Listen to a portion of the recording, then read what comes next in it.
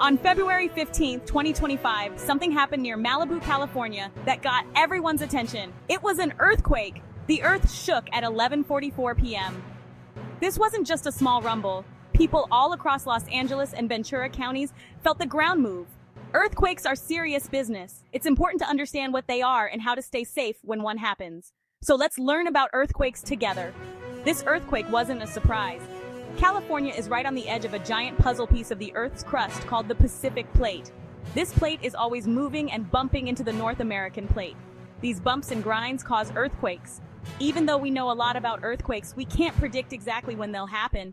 That's why it's so important to be prepared. Imagine the Earth is like a giant jigsaw puzzle.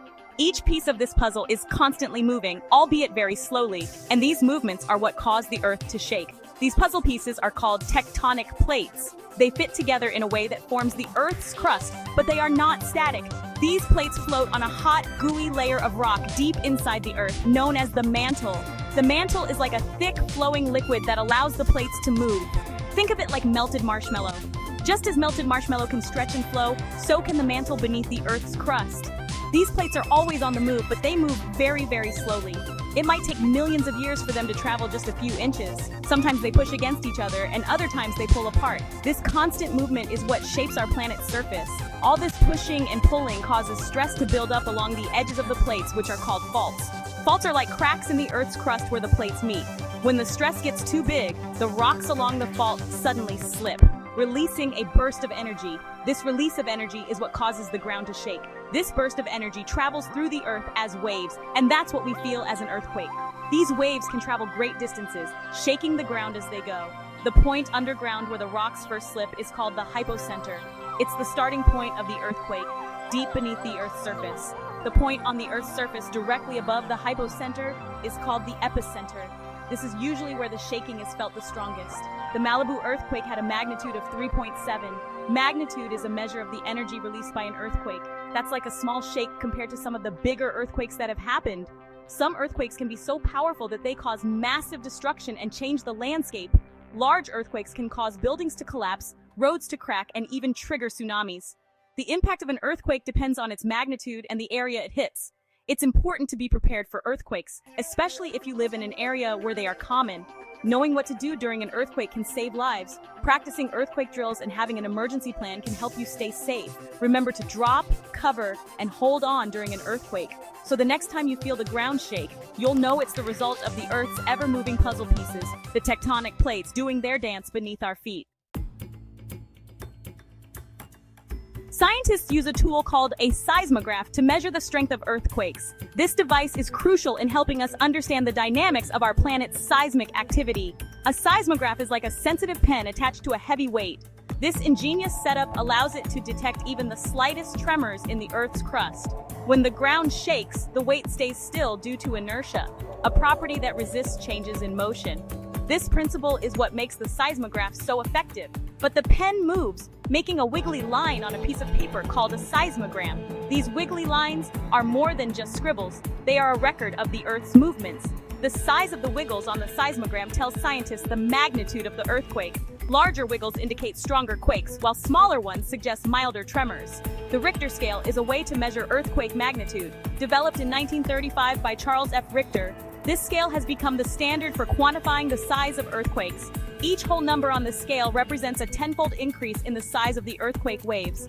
This logarithmic scale helps scientists compare the energy released by different earthquakes. So a magnitude 4 earthquake is 10 times stronger than a magnitude 3 earthquake, and the energy released is significantly higher. And a magnitude 5 earthquake is 100 times stronger than a magnitude 3 earthquake. You get the idea. This exponential increase in strength is why higher magnitude quakes can be so devastating. Luckily, the Malibu earthquake was relatively small, registering at a lower magnitude on the Richter scale, and there weren't any reports of major damage or injuries. This fortunate outcome reminds us of the importance of building structures that can withstand seismic activity, but it was a good reminder that we live in earthquake country and need to be prepared. Having an emergency kit, knowing safe spots in your home, and practicing earthquake drills can make a big difference in ensuring safety during future quakes. Communities often hold events to educate residents about earthquake preparedness. These events are great opportunities to learn how to protect yourself and your loved ones. Schools also play a crucial role in teaching children what to do during an earthquake. Regular drills help ensure that everyone knows the proper actions to take when the ground starts shaking. It's important for families to have a plan in place. Discussing and practicing this plan can help reduce panic and confusion during an actual event. Seismologists continue to study earthquakes to better understand their causes and effects. Their research is vital in improving our preparedness and response strategies. Advances in technology have led to more sophisticated seismographs, allowing for more accurate and timely data collection. This progress helps scientists provide quicker warnings and potentially save lives. While we can't prevent earthquakes, we can certainly prepare for them and mitigate their impact. Community resilience and preparedness are key to bouncing back after a seismic event. So as we enjoy the beauty of places like Malibu, let's also remember the importance of being ready for the unexpected. Preparedness is our best defense against the unpredictable nature of earthquakes. Section 4. Feeling the earth move. People near Malibu felt the ground shake and roll during the earthquake. Some people said it felt like a truck slamming into their homes, while others said it was like a small jolt followed by a swaying sensation.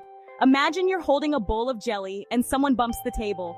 The jelly would jiggle and shake, right? That's kind of what the earth does during an earthquake. Even though the shaking only lasted a few seconds, it was enough to startle people and remind them that the earth is a powerful force. Some people even reported feeling the earthquake as far away as Long Beach and Whittier. That's because seismic waves, the energy released by an earthquake, can travel long distances through the earth. Section 5. Staying safe when the earth shakes. Knowing what to do during an earthquake can help keep you safe. Earthquakes can strike without warning, and the shaking can be intense and disorienting. Being prepared and knowing the right actions to take can make a significant difference in your safety and the safety of those around you. The most important thing is to remember the phrase, drop, cover, and hold on. This simple yet effective procedure can protect you from serious injury during an earthquake. It's a good idea to practice this regularly so that it becomes second nature. Drop down onto your hands and knees so you're not knocked over by the shaking. This position also allows you to move if necessary while keeping a low profile to avoid falling objects. Cover your head and neck with your arms to protect yourself from falling objects. Falling debris is one of the most common causes of injury during an earthquake, so shielding these vital areas is crucial. If you're near a sturdy table or desk, crawl under it for extra protection. Sturdy furniture can provide a barrier against falling objects and debris, giving you a safer space to wait out the shaking. Hold on to your shelter if you have one, or stay low to the ground until the shaking stops. Holding on helps keep your shelter in place and provides additional stability. It's also essential to stay calm and avoid running outside. Running can increase your risk of injury from falling debris or tripping over obstacles. You could get hit by falling debris or trip and injure yourself. Staying put and protecting yourself where you are is often the safest option. Once the shaking stops, check yourself and those around you for injuries and evacuate the building if necessary. Be cautious of potential hazards like broken glass, exposed wires, and unstable structures. Helping others and staying aware of your surroundings can make the aftermath of an earthquake safer for everyone involved. Section 6. After the shaking stops. After an earthquake, authorities like the fire department and police will check for damage and make sure everyone is safe. They might close roads or buildings if they're unsafe to prevent further harm. It's important to listen to the news and follow instructions from officials. There might be aftershocks, which are smaller earthquakes that can happen after a larger one. If you have any damage to your home, it's essential to get it checked out by a professional. And if you or someone you know needs help, don't hesitate to reach out to emergency services or a trusted adult for assistance and support. Section 7. Be prepared, not scared. Earthquakes are a fact of life in California, but that doesn't mean we have to be scared. By understanding earthquakes and knowing how to stay safe, we can be prepared for whatever the earth throws our way. Talk to your family about what to do during an earthquake and practice your drop, cover, and hold on drills. You can even make a disaster preparedness kit with essential supplies like water, food, a flashlight, and a first aid kit. Remember, knowledge is power. The more you know about earthquakes, the safer and more prepared you'll be. Stay curious.